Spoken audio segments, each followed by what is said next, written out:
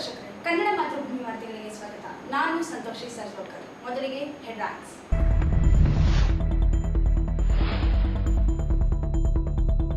ಮತ್ತೊಂದು ನಕಲಿ ದಾಖಲೆ ಸೃಷ್ಟಿಸಿ ಆಸ್ತಿ ಕಬಳಿಕೆ ಪ್ರಕರಣ ಬಯಲು. ಸತ್ತ ಹೆಸರಿನ ವ್ಯಕ್ತಿ ಜೀವಂತವಾಗಿಸಿ ಕಬಳಿಕೆ ಯತ್ನ, ಓರ್ವ ಆರೋಪಿ ಬಂಧನ.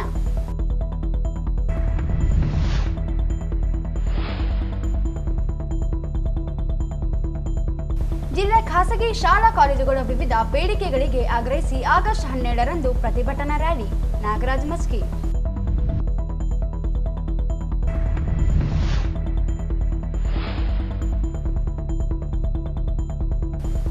ಮಳೆಯಿಂದ ತುಂಬಿ ಹರಿಯುತ್ತಿರುವ ಹಳ್ಳಕೊಳ್ಳಗಳು, ಗಣೇಕಲ್ ಮಾರ್ಗ ರಸ್ತೆ ಬಂದ್.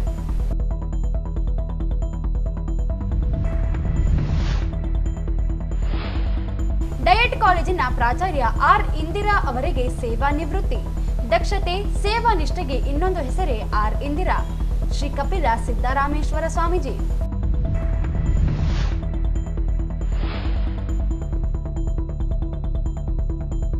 ಶರಣನೂರಿ ಚಂದಯ್ಯ ಜಯಂತಿ. ಶರಣ ತತ್ವ ಸಂದೇಶಗಳು ಜೀವನದಲ್ಲಿ ಅಳವಡಿಸಿಕೊಳ್ಳಬೇಕಿದೆ. ಶಿವಾನಂದ ಭಜಂತ್ರಿ.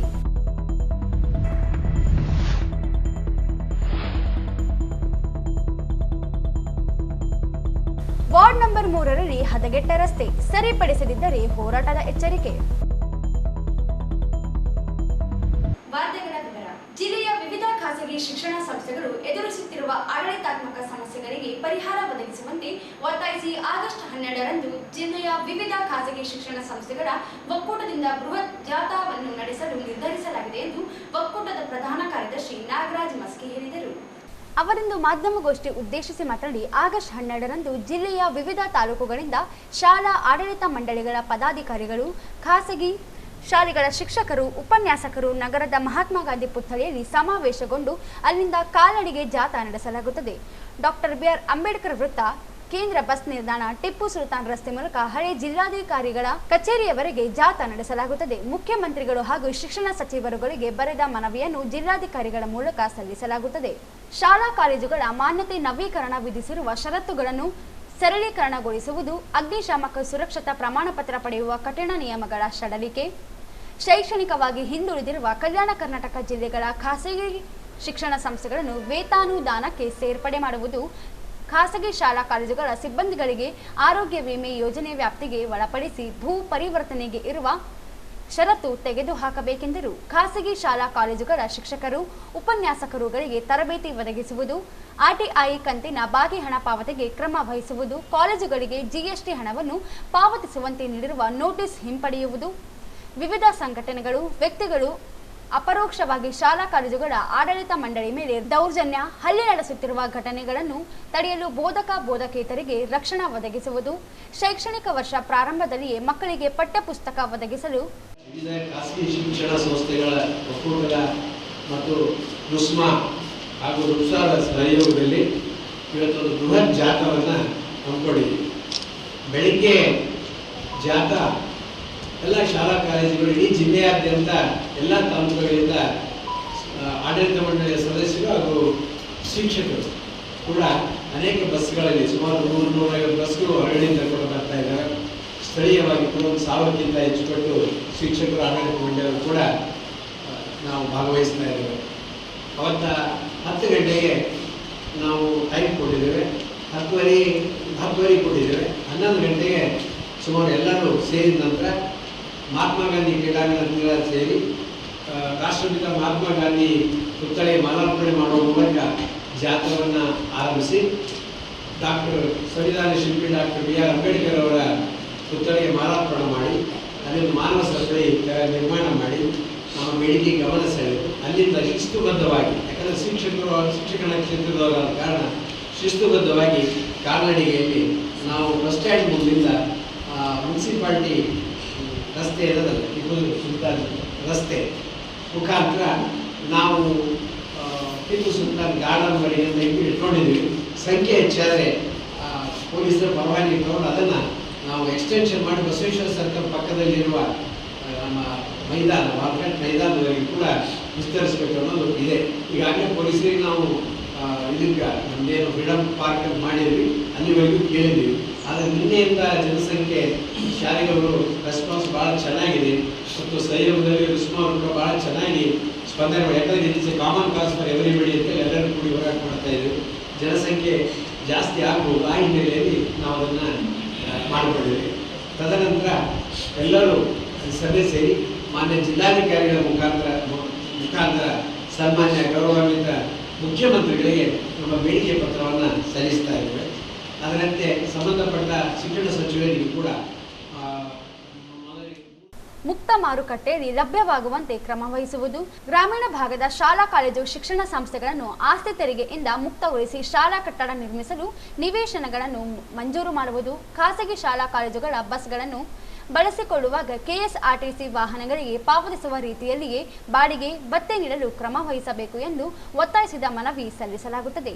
ಖಾಸಗಿ ಶಾಲಾ ಕಾಲೇಜುಗಳ ಶಿಕ್ಷಕರು, ಸಿಬ್ಬಂದಿ, ಆಡಳಿತ ಮಂಡಳಿ ಸದಸ್ಯರುಗಳು ಹೆಚ್ಚಿನ ಸಂಖ್ಯೆಯಲ್ಲಿ ಭಾಗವಹಿಸುವಂತೆ ಮನವಿ ಮಾಡಿದರು. ಸರಿಸುಮಾರು 3,000 ಸಿಬ್ಬಂದಿ ಭಾಗವಹಿಸುವ ನಿರೀಕ್ಷೆ ಇದೆ ಎಂದರು.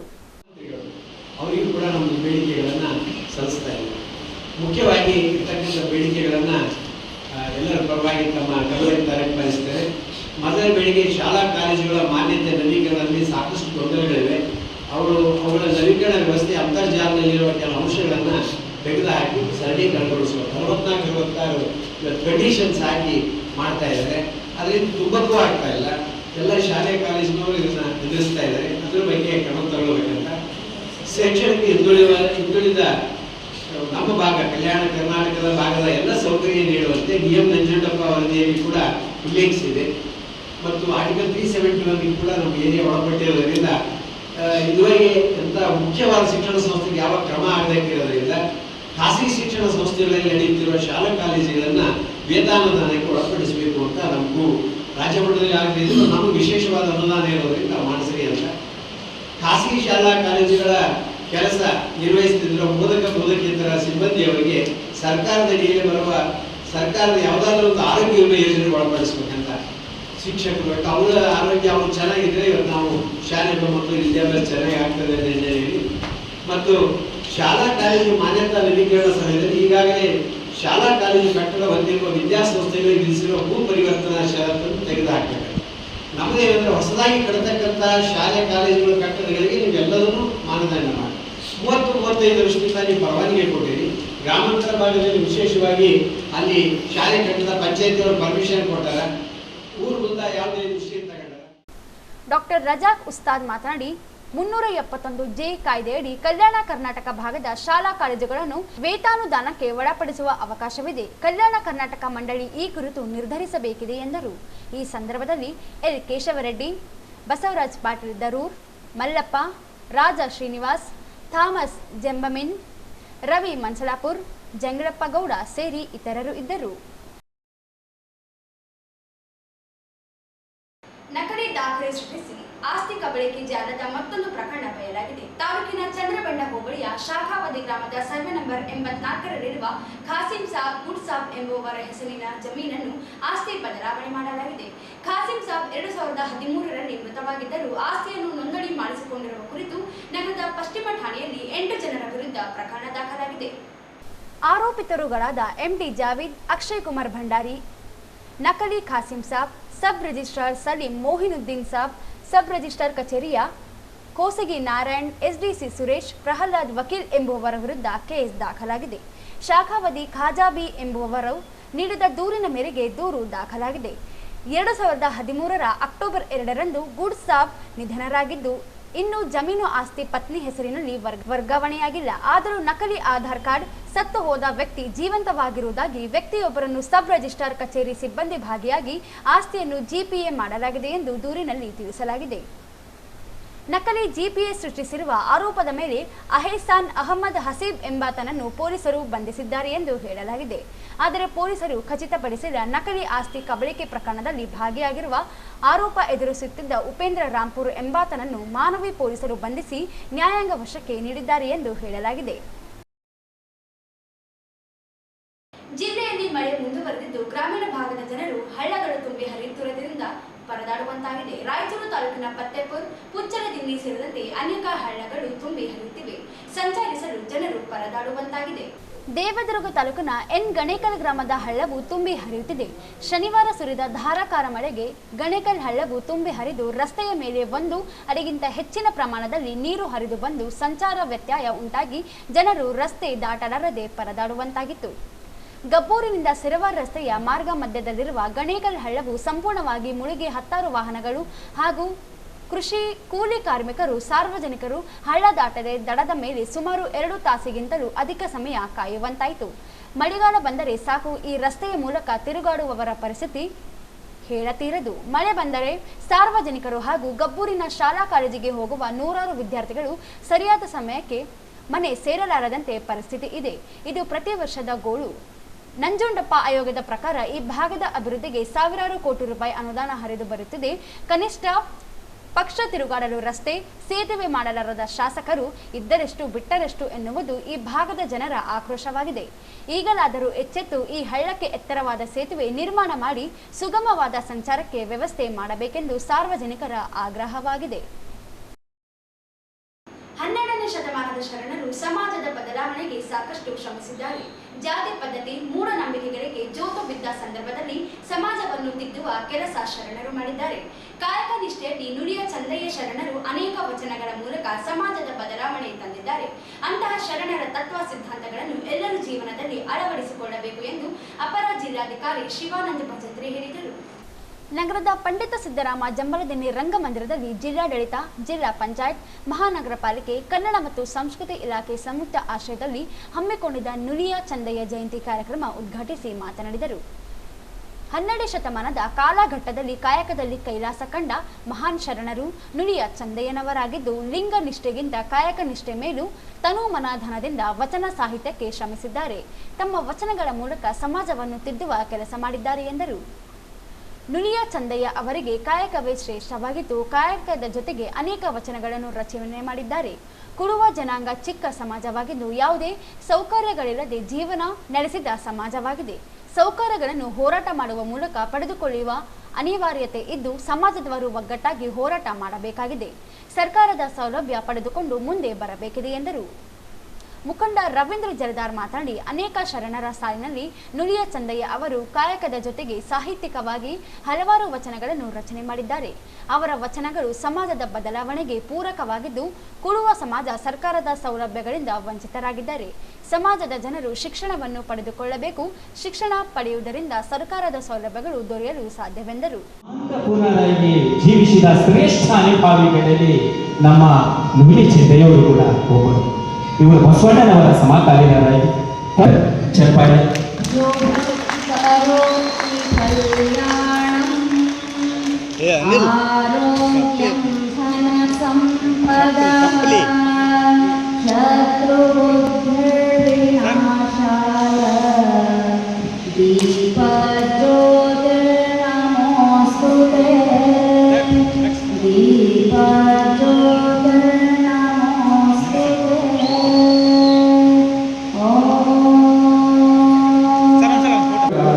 ಜಾತಿ ಪದ್ಧತಿ ಮೇಲಿನ ಜಾತಿಯವರು ಮಾತ್ರ ಸಮಾಜದಲ್ಲಿ ಒಂದು ಒಳ್ಳೆ ಸ್ಥಾನ ಹೊಂದಬೇಕು. ಅಂಥ ಸಮಾಜದೊಳಗೆ ನಮ್ಮದೊಂದು ಪುಟ್ಟ ಜಾತಿ, ನಮ್ಮದು ಹೊರವ ಜಾತಿ ಅಂದರೆ ಭಾಳ ಸಣ್ಣ ಜಾತಿ. ಈಗೂ ನಾವು ಇದನ್ನ ನೋಡ್ತೇವೆ. 2,47,000 ಸಮಥಿಂಗ್ ಅಷ್ಟೇ ಇಡೀ ಸ್ಟೇಟ್ ಒಳಗದೇವಿ ಈಗ ಲೇಟೆಸ್ಟ್ ಸರ್ವೆ ಪ್ರಕಾರ. ಬಟ್ ನಮ್ಮಲ್ಲಿ ಟ್ಯಾಲೆಂಟಿಗೆ ಕಡಿಮೆ ಇಲ್ಲ. ಹಲವಾರು ರಂಗದೊಳಗೆ, ಅದು ಕಲಾ ರಂಗ ಇರ್ಬೋದು, ಸಾಹಿತ್ಯ ರಂಗ ಇರ್ಬೋದು, ಮತ್ತೊಂದು ಯಾವುದೋ ಒಂದು ಸಮಾಜಕ್ಕೆ ಯಾವ ರಂಗ ಇರ್ಬೋದು. ಇದರಲ್ಲಿ ನಮ್ಮ ಸಮಾಜ ಟ್ಯಾಲೆಂಟ್ ಅಂತೇನು ಹೇಳ್ತೇವೆ, ಅದರಲ್ಲೂ ಕಡಿಮೆ ಇಲ್ಲ. ನಾವು ಒಂದು ನೂಲಿ ಚಂದನ ಒಂದು ಇದ್ರೊಳಗೆ ಎಲ್ಲರೂ ಒಗ್ಗಟ್ಟಾಗಿ ನಮ್ಮ ಸಿಗ್ತಕ್ಕಂಥ ಸೌಲಭ್ಯ, ಸರ್ಕಾರಿ ಸೌಲಭ್ಯ ಇರ್ಬೋದು, ಮತ್ತೊಂದು ಸೌಲಭ್ಯ ಇರ್ಬೋದು, ಅದ್ರ ಬಗ್ಗೆ ನಾವು ಒಗ್ಗಟ್ಟಾಗಿ ಇದ್ದು ಹೋರಾಟ ಪಡೆದುಕೊಳ್ಳೋಣ. ಅವಾಗ ಮಾತ್ರ ನಾವೇನಿದೆ ನೂಲಿ ಚಂದಯ್ಯನ ಒಂದು ಜಯಂತ್ಯೋತ್ಸವ ಮಾಡ್ತೇವೆ, ಸಾರ್ಥಕ ಆಗ್ತದೆ. ಅದಕ್ಕೆ ಎಲ್ಲರಲ್ಲಿ ನನ್ನ ಕಳಕಳಿ ವಿನಂತಿ ಏನಂದ್ರೆ, ನಾವೆಲ್ಲರೂ ಫಸ್ಟ್ ಒಗ್ಗಟ್ಟಾಗೋಣ. ನಮಗೆಲ್ಲ ಗೊತ್ತದೆ ಏನದ ಪರಿಸ್ಥಿತಿ ಅಂತೇಳಿ. ಸೊ ಅದಕ್ಕೆ ನಾವು ಒಗ್ಗಟ್ಟಾಗಿ ಹೋರಾಟ ಮಾಡಿ ನಮ್ಮ ಹಕ್ಕುಗಳನ್ನ ಪಡೆಯೋಣ. ಆಮ್ಯಾಗ ನೂಲಿ ಚಂದಯ್ಯನವರ ಆದರ್ಶವನ್ನು ಪಾಲನೆ ಮಾಡೋಣ. ಬರೀ ಇವತ್ತು ದಿನ ನಾವು ಜಯಂತ್ಯೋತ್ಸವ ಮಾಡಿ ಆಮೇಲೆ ಹೊರತು ಬೇಡ. ಅವರೇನು ಕಾಯಕವೇ ಕೈಲಾಸ ಅಂತ ಏನು ಶರಣ ಹೇಳ್ತಾರೋ, ಕಾಯಕ ಬಗ್ಗೆ ಏನು ಹೇಳ್ತಾರೋ, ಅದನ್ನು ನಾವು ದಿನನಿತ್ಯ ಜೀವನದಲ್ಲಿ ಪಾಲನೆ ಮಾಡಿದಾಗ ಮಾತ್ರ ಸಾರ್ಥಕ ಅಂತೇಳಿ. ಈ ಸಂದರ್ಭದಲ್ಲಿ ಕುಳುವ ಮಹಾಸಂಘದ ರಾಜ್ಯ ಸಹ ಕಾರ್ಯದರ್ಶಿ ಹುಲಿಗೆಪ್ಪ ಮಾಣಿಕ್, ನಗರ ಅಧ್ಯಕ್ಷ ನರಸಿಂಹಲು, ವಿಭಾಗೀಯ ಅಧ್ಯಕ್ಷ ನೀಲಕಂಠಪ್ಪ, ಬೂದೆಪ್ಪ, ಈರಣ್ಣ, ಮಾಲಾ ಭಜಂತ್ರಿ, ಬಸವರಾಜ ಭಜಂತ್ರಿ ಸೇರಿದಂತೆ ಅನೇಕರು ಇದ್ದರು. ತಮ್ಮ ಸೇವೆಯುದ್ದಕ್ಕೂ ಕರ್ತವ್ಯದಲ್ಲಿ ಪ್ರಾಮಾಣಿಕತೆ, ನಿಷ್ಠೆಯಿಂದ ಸೇವೆ ಸಲ್ಲಿಸಿದವರಾಗಿದ್ದಾರೆ. ಅವರ ಪ್ರಾಮಾಣಿಕ ಕಾರ್ಯಕ್ಕೆ ಹಲವಾರು ಹುದ್ದೆಗಳಿಗೆ ಭಾವನರಾಗಿದ್ದಾರೆ. ಮುಂದಿನ ಅವರ ನಿವೃತ್ತಿ ಬದುಕು ದೇವರು ಅವರಿಗೆ ಮತ್ತಷ್ಟು ಆರೋಗ್ಯ ನೀಡಲಿ ಎಂದು ದೇವದುರ್ಗ ಶಿಖರ ಮಠದ ಶ್ರೀ ಕಪಿಲ ಸಿದ್ಧಾರಾಮೇಶ್ವರ ಶಿವಾಚಾರ್ಯ ಮಹಾಸ್ವಾಮಿಗಳು ಹೇಳಿದರು. ಶನಿವಾರದಂದು ನಗರದ ಕೃಷಿ ಮಹಾವಿದ್ಯಾಲಯದ ಪ್ರೇಕ್ಷಾಗೃಹದಲ್ಲಿ ಸೇವಾ ನಿವೃತ್ತಿಯಾದ ಡಯಟ್ ಕಾಲೇಜಿನ ಪ್ರಾಚಾರ್ಯರಾದ ಆರ್ ಇಂದಿರಾ ಇವರಿಗೆ ಧನ್ಯವಾದ ಸಮರ್ಪಣೆ ಹಾಗೂ ಶೈಕ್ಷಣಿಕ ಚಿಂತನಾ ಸಮಾರಂಭ ಉದ್ಘಾಟಿಸಿ ಮಾತನಾಡಿದರು.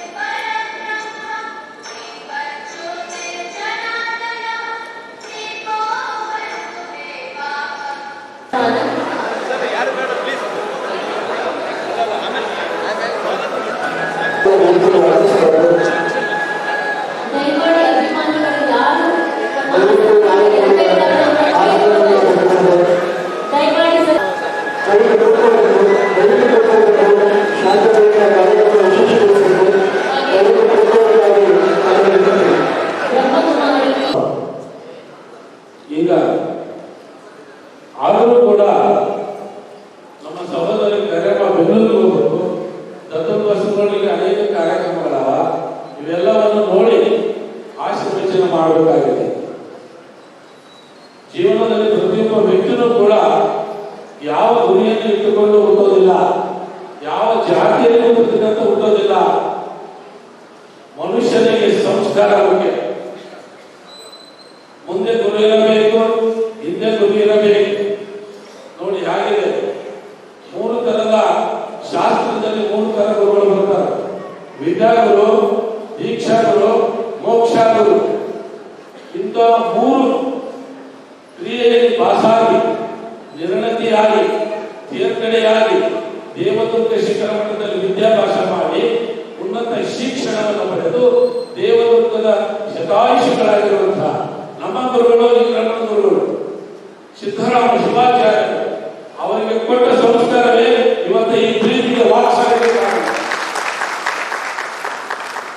ಅಂಥ ಸಂಸ್ಕಾರ ಅವರಿಗೆ ಲಿಂಗಧಾರಣ, ಮಂತ್ರೋಪದೇಶ, ದೀಕ್ಷಾ ಸಂಸ್ಕಾರ, ಅನೇಕ ಧರ್ಮ ವಿಚಾರಗಳು, ಭವಿಷ್ಯದ ನೌಕರಿ ಮೂಲಕ ಹೊಸ ಆಶ್ರಮಕ ಮಾರ್ಗದರ್ಶಕರಾಗುತ್ತಿದ್ದೇನೆ ಅನ್ನಿಸ್ತಾರೆ. ಅಷ್ಟು ಆಧ್ಯಾತ್ಮಿಕ ಜೀವಕ್ಕೆ ಉಡುಗೆ ತೊಡುಗೆ ನಡಿಗೆ ಸರಳತೆ ಸಂಸ್ಕಾರ ಪೂಜ್ಯರು ರಾಜಕಾರಣಿಗಳು ಅಧಿಕಾರಿಗಳು ಯಾವತ್ತೂ ಯಾರಿಗೆ ನೋವು ತಂದಂತ ವ್ಯಕ್ತಿ ಯಾರಿಲ್ಲ. ಅದು ನಿಮ್ಮೆಲ್ಲರ ಜೋರ ಮಾಡಬಹುದು. ಇದು ಜೀವನ, ಮನುಷ್ಯ ಹುಟ್ಟಿದ ಮೇಲೆ ಇದು ಜೀವನ. ದೇವದುರ್ಗದ ಶಾಸಕಿ ಕರೆಮ್ಮ ಜಿ ನಾಯಕ್ ಮಾತನಾಡಿ, ನಿಷ್ಠಾವಂತ, ಪ್ರಾಮಾಣಿಕತೆ, ಸ್ವಾಭಿಮಾನಿಯ ಹೆಣ್ಣಾಗಿ ಕರ್ತವ್ಯ ನಿರ್ವಹಿಸಿದ ಮಹಿಳೆ ಆರ್ ಇಂದಿರಾ ಅವರು ಶಿಕ್ಷಣ ಕ್ಷೇತ್ರಕ್ಕೆ ಅಪಾರ ಕೊಡುಗೆಗಳನ್ನು ನೀಡಿದ್ದಾರೆ. ಹಾಗಾಗಿ ದೇವರು ಅವರಿಗೆ ಮತ್ತಷ್ಟು ಆರೋಗ್ಯ ನೀಡಲಿ ಎಂದು ಶುಭ ಕೋರಿದರು. ಅತಿಥಿಯಾಗಿ ಮಾತನಾಡಿದ ರಾಯಚೂರು ಗ್ರಾಮೀಣ ಶಾಸಕ ಬಸನಗೌಡ ದದ್ದಲ್, ಜೀವನದ್ದಕ್ಕೂ ಅತ್ಯಂತ ಪ್ರಾಮಾಣಿಕವಾಗಿ ಸೇವೆ ನೀಡಿದ ಒಬ್ಬ ಉತ್ತಮ ಅಧಿಕಾರಿ. ಅವರ ಪ್ರಾಮಾಣಿಕ ಸೇವೆಗೆ ಇಂದು ತಾವೆಲ್ಲ ಬಂದಿದ್ದೀರಿ. ನಿಜಕ್ಕೂ ಇದು ಸಂತೋಷದ ವಿಷಯ. ಮುಂದಿನ ಜೀವನ ಸುಖಕರವಾಗಿರಲಿ ಎಂದು ಶುಭ ಹಾರೈಸಿದರು. ಯಾವುದೇ ಸರ್ಕಾರದ ನೌಕರಿಯಲ್ಲಿರುವಂತಹ ವ್ಯಕ್ತಿಗಳು ತಮಗ್ಯಾರಿಗೂ ಕೂಡ ಏನಂತ ಗೊತ್ತಾಗಲ್ಲ. ತಾವು ನಿವೃತ್ತಿ ಹೊಂದಿದ ನಂತರ ನೀವು ನಡೆದು ಬಂದಂತಹ ದಾರಿ, ನೀವು ಮಾಡಿರುವಂತಹ ಕೆಲಸ ನಿಮ್ಮನ್ನು ಸದಾ ನೆನೆಸುವುದು ಕೂಡ ಆಗ್ಬೇಕು. ಆ ದಿಕ್ಕಿನಲ್ಲಿ ಇವತ್ತು ಇಂದ್ರಮ್ಮ ಅವರು ಕೂಡ ಬಹಳ ನಿಷ್ಠೆಯಿಂದ ಇಲಾಖೆಯಲ್ಲಿ ಬಹಳ ಪ್ರಾಮಾಣಿಕವಾಗಿ ಕೆಲಸವನ್ನು ಮಾಡಿ ಶಿಕ್ಷಕ ವೃತ್ತಿಯಿಂದ ಹಿಡಿದು DDP ಆಗುವವರೆಗೂ ಅವರು ಒಳ್ಳೆಯ ಕೆಲಸವನ್ನು ಮಾಡಿ ನಿದರ್ಶನವಾಗಿ ಮುಂದಿನ ಪೀಳಿಗೆಗೆ ಮತ್ತು ಶಿಕ್ಷಣ ಇಲಾಖೆಯಲ್ಲಿ ಇರುವಂತವರಿಗೆ ಕೂಡ ಒಂದು ಒಂದು ಉತ್ತಮವಾದಂಥ ಮಾರ್ಗವನ್ನು ಹಾಕಿಕೊಂಡಿದ್ದಾರೆ ಅಂತ ಹೇಳಿದ್ರೆ ತಪ್ಪಾಗಲಾರದು. ಹಾಗಾಗಿ ಏನು ಶಿಕ್ಷಕರ ವೃತ್ತಿ ಬಹಳ ಶ್ರೇಷ್ಠವಾದಂಥ ವೃತ್ತಿ. ಒಂದು ಶಿಕ್ಷಕರಾಗಬೇಕಾದ್ರೆ ಕೂಡ ದೊಡ್ಡ ದೈವ ಅಂತ ನನ್ನ ಅನಿಸ್ತದೆ. ಯಾಕಂದ್ರೆ ಪ್ರತಿಯೊಬ್ಬ ಮಕ್ಕಳನ್ನ ಭವಿಷ್ಯವನ್ನು ರೂಪಿಸುವಂತ ವೃತ್ತಿ ಬಹಳ ಮಹತ್ವವಾದಂಥ ವೃತ್ತಿ. ಸಮಾಜದಲ್ಲಿ ಎಲ್ಲ ವೃತ್ತಿಗಿಂತ ಶ್ರೇಷ್ಠವಾದ ವೃತ್ತಿ ಯಾವುದಾದ್ರೆ ಅದು ಶಿಕ್ಷಣ ವೃತ್ತಿ ಅಂತ ಹೇಳಬಹುದು. ಯಾಕಂದ್ರೆ ಮಕ್ಕಳು ತಂದೆ ತಾಯಿಗಳನ್ನ ಬಿಟ್ಟ ಮೇಲೆ ಶಾಲೆಗಳಿಗೆ ಸೇರಿದಾಗ ಆ ಗುರುಗಳನ್ನ ಅವರೇ ತಂದೆ ತಾಯಿಗಳ ರೀತಿಯಲ್ಲಿ ಮತ್ತು ಆ ಮಕ್ಕಳು ಏನು ಖಾಲಿ ಆಳೆ ಇರುವಂತ ಅವರ ತೆರೆಯಲ್ಲಿ ಉತ್ತಮವಾದ ಜ್ಞಾನವನ್ನು ತುಂಬಿ ಭವಿಷ್ಯವನ್ನು ರೂಪಿಸುವಂತ ಶಿಕ್ಷಕರ ವೃತ್ತಿ ಬಹಳ ಮಹತ್ವವಾದದ್ದು. ಅಂತ ವೃತ್ತಿಯಲ್ಲಿ ಒಂದು ಉತ್ತಮವಾದಂಥ ಕೆಲಸವನ್ನು ಮಾಡಿದ್ದಾರೆ. ಹಾಗಾಗಿ ಇವತ್ತಿನ ದಿನಗಳಲ್ಲಿ ಬಹಳಷ್ಟು ಶಿಕ್ಷಣ ಇಲಾಖೆಯಲ್ಲಿ ಕೂಡ ನಾವು ನೋಡ್ತಾ ಇದ್ದೇವೆ. ರಾಜಕೀಯ ಅಂತ ಜಾಸ್ತಿ ರಾಜಕೀಯದಲ್ಲಿ ಇಂಡಿಪೆಂಡೆಂಟ್ ಆಗುತ್ತೆ ಕೂಡ ನಾವು ನೋಡ್ತಾ ಇದ್ದೇವೆ. ಇದೇ ಸಂದರ್ಭದಲ್ಲಿ ಆರ್ ಇಂದಿರಾ ಅವರನ್ನು ಕುರಿತು ದ್ವಿತೀಯ ಪುತ್ರಿಯಾದ ಡಾಕ್ಟರ್ ಯಶೋಧ, ಸಿದ್ಧಾರ್ಥ ಮಲ್ಲಿಕಾರ್ಜುನ ಸ್ವಾಮಿ ಹಾಗೂ ಸಿಂಧನೂರಿನ ಬೆಳಗುರ್ಕಿ ಸರ್ಕಾರಿ ಪ್ರೌಢಶಾಲೆಯ ಶಿಕ್ಷಕರಾದ ಮಾಕಣ್ಣ ಸೇರಿದಂತೆ ಹಲವಾರು ಜನರು ತಮ್ಮ ಅನಿಸಿಕೆಗಳನ್ನು ವ್ಯಕ್ತಪಡಿಸಿದರು. ಶೈಕ್ಷಣಿಕ ಚಿಂತನ ಕುರಿತು ಶಿಕ್ಷಕರಲ್ಲಿ ಕಾಯಕ ಪ್ರಜ್ಞೆ ಈ ವಿಷಯ ಕುರಿತು ಬ್ರಹ್ಮಕುಮಾರಿ ಈಶ್ವರಿ ವಿಶ್ವವಿದ್ಯಾನಿಲಯದ ಸಂಚಾಲಕರಾದ ರಾಜಯೋಗಿನಿ ಸ್ಮಿತಾ ಅಕ್ಕ ಹಿತನುಡಿಗಳನ್ನಾಡಿದರು. ಸಮಾರಂಭದ ವೇದಿಕೆಯ ಮೇಲೆ ಕೂಡ್ಲಿಗೆಯ ಪರಮ ಪೂಜ್ಯ ಮೃತ್ಯುಂಜಯ ಬಾಬಾ ಮಹಾರಾಜ್, ಮಾಜಿ ಸಚಿವ ಶ್ರೀಮನ್ಗೌಡ ನಾಯಕ್, ಜಿಲ್ಲಾ ನೌಕರರ ಸಂಘದ ಅಧ್ಯಕ್ಷ ಕೃಷ್ಣ ಶಾವಂತಿಗೇರ, ಯಾದಗಿರಿಯ ಜಿಲ್ಲಾ ನೌಕರರ ಸಂಘದ ಅಧ್ಯಕ್ಷ ರಾಯಪ್ಪ ಗೌಡ, ಶಹಪೂರಿನ ಕಾರ್ಯನಿರ್ವಾಹಕ ಅಧಿಕಾರಿಗಳಾದ ಬಸವರಾಜ ಶರಭಯ್ಯ, ಎರಮರಸ್ ಡಯಟ್ನ ನಿವೃತ್ತ ಪ್ರಾಂಶುಪಾಲ ಮಲ್ಲಿಕಾರ್ಜುನ ಸ್ವಾಮಿ, ರಾಯಚೂರು ತಾಲೂಕು ಕ್ಷೇತ್ರ ಶಿಕ್ಷಣಾಧಿಕಾರಿ ಡಾಕ್ಟರ್ ಈರಣ್ಣ ಕೋಸಗಿ, ನಿವೃತ್ತ ನೌಕರರ ಸಂಘದ ಜಿಲ್ಲಾ ಅಧ್ಯಕ್ಷ ಏಗನೂರು ಮಹಾದೇವಪ್ಪ ಉಪಸ್ಥಿತರಿದ್ದರು. ಕಾರ್ಯಕ್ರಮವನ್ನು ಉದ್ದೇಶಿಸಿ ಪ್ರಾಸ್ತಾವಿಕವಾಗಿ ಆರ್ ಇಂದಿರಾ ಅವರು ಮಾತನಾಡಿದರು. ಮಹಾಲಕ್ಷ್ಮಿ ಹಾಗೂ ತಂಡದವರು ಸಂಗೀತ ಕಾರ್ಯಕ್ರಮವನ್ನು ನಡೆಸಿಕೊಟ್ಟು ಪ್ರಾರ್ಥಿಸಿದರು. ಆರ್ ಇಂದಿರಾ ಅವರ ಸುಪುತ್ರಿ ಕುಮಾರಿ ಸಜ್ಜನಶ್ರೀ ಸ್ವಾಗತಿಸಿದರು. ಕಾರ್ಯಕ್ರಮವನ್ನು ಗಿರಿಜಾ ಹಾಗೂ ಡಾಕ್ಟರ್ ಬಿ ವಿಜಯರಾಜೇಂದ್ರ ನಡೆಸಿಕೊಟ್ಟು ಕೊನೆಯಲ್ಲಿ ಸರ್ವರಿಗೂ ವಂದಿಸಿದರು. ಕಾರ್ಯಕ್ರಮದಲ್ಲಿ ಡಯಟ್ ಎರಮರಸ್ನ ಹಿರಿಯ ಉಪನ್ಯಾಸಕರಾದ ಶಿವಮ್ಮ, ಪ್ರಾಥಮಿಕ ಶಾಲಾ ಶಿಕ್ಷಕರ ಸಂಘದ ಅಧ್ಯಕ್ಷ ಚಂದ್ರಶೇಖರ್ ರೆಡ್ಡಿ, ಮಲ್ಲೇಶ್ ನಾಯಕ್, ಗದ್ದಿ ಬಸಪ್ಪ, ಹೀರಾಲಾಲ್, ನಿವೃತ್ತ ಶಿಕ್ಷಕರಾದ ದಾನಮ್ಮ ಸೇರಿದಂತೆ ಹಲವಾರು ಗಣ್ಯಮಾನ್ಯರು ಸಮಾರಂಭದಲ್ಲಿ ಭಾಗವಹಿಸಿದರು. ಕಾರ್ಯಕ್ರಮದ ಕೊನೆಯಲ್ಲಿ ಇಂದಿರಾ ಆರ್ ಹಾಗೂ ಯಂಕಣ್ಣ ದಂಪತಿಗಳಿಗೆ ಶಿಕ್ಷಣ ಪ್ರೇಮಿಗಳು, ಸಾಹಿತಿಗಳು, ಬಂಧು ಮಿತ್ರರು, ಗಣ್ಯಮಾನ್ಯರು ಸೇರಿದಂತೆ ಸನ್ಮಾನಿಸಿ ಗೌರವಿಸಿ ಶುಭ ಹಾರೈಸಿದರು.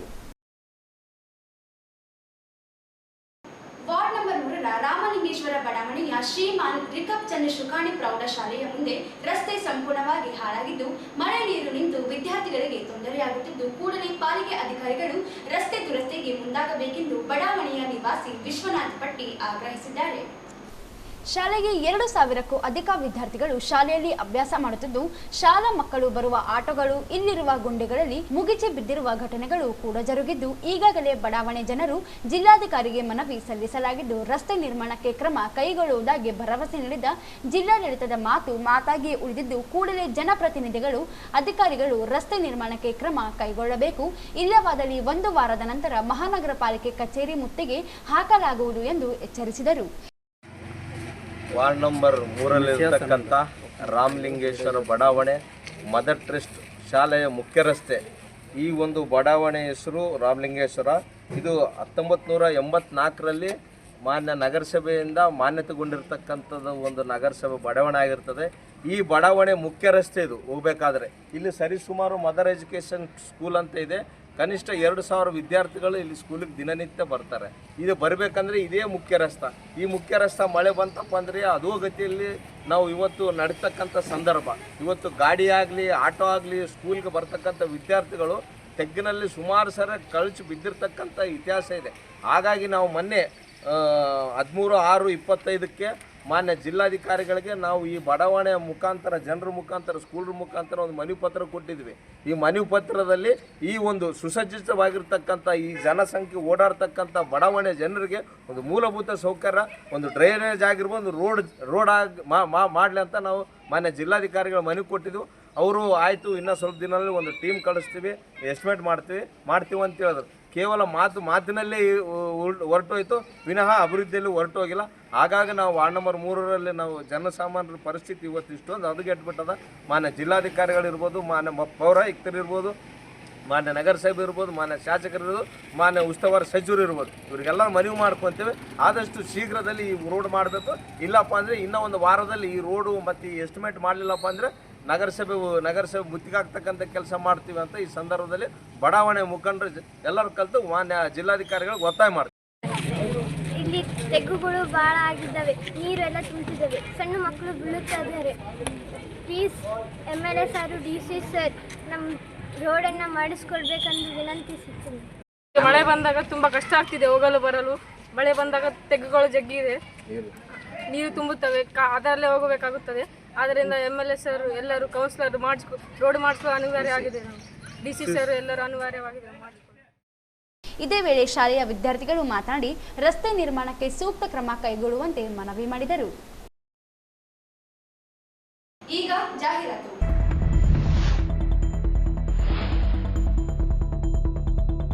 ಮತ್ತೊಂದು ನಕಲಿ ದಾಖಲೆ ಸೃಷ್ಟಿಸಿ ಆಸ್ತಿ ಕಬಳಿಕೆ ಪ್ರಕರಣ ಬಯಲು. ಸತ್ತ ಹೆಸರಿನ ವ್ಯಕ್ತಿ ಜೀವಂತವಾಗಿಸಿ ಕಬಳಿಕೆ ಯತ್ನ, ಓರ್ವ ಆರೋಪಿ ಬಂಧನ.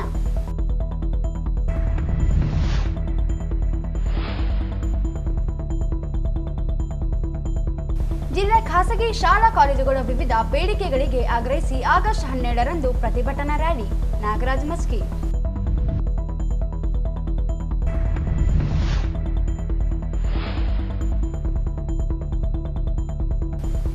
ಮಳೆಯಿಂದ ತುಂಬಿ ಹರಿಯುತ್ತಿರುವ ಹಳ್ಳಕೊಳ್ಳಗಳು, ಗಣೇಕಲ್ ಮಾರ್ಗ ರಸ್ತೆ ಬಂದ್.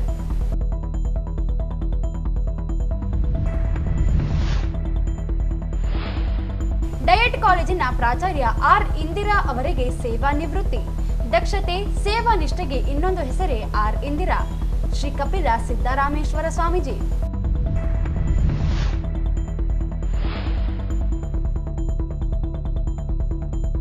ಶರಣನೂರಿ ಚಂದಯ್ಯ ಜಯಂತಿ. ಶರಣ ತತ್ವ ಸಂದೇಶಗಳು ಜೀವನದಲ್ಲಿ ಅಳವಡಿಸಿಕೊಳ್ಳಬೇಕಿದೆ.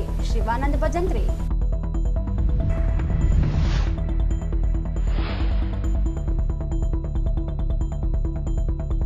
ವಾರ್ಡ್ ನಂಬರ್ 3ರಲ್ಲಿ ಹದಗೆಟ್ಟ ರಸ್ತೆ ಸರಿಪಡಿಸದಿದ್ದರೆ ಹೋರಾಟದ ಎಚ್ಚರಿಕೆ. ಕೊನೆಯಲ್ಲಿ ಮತ್ತೊಮ್ಮೆ ಹೆಡ್ಲೈನ್ಸ್.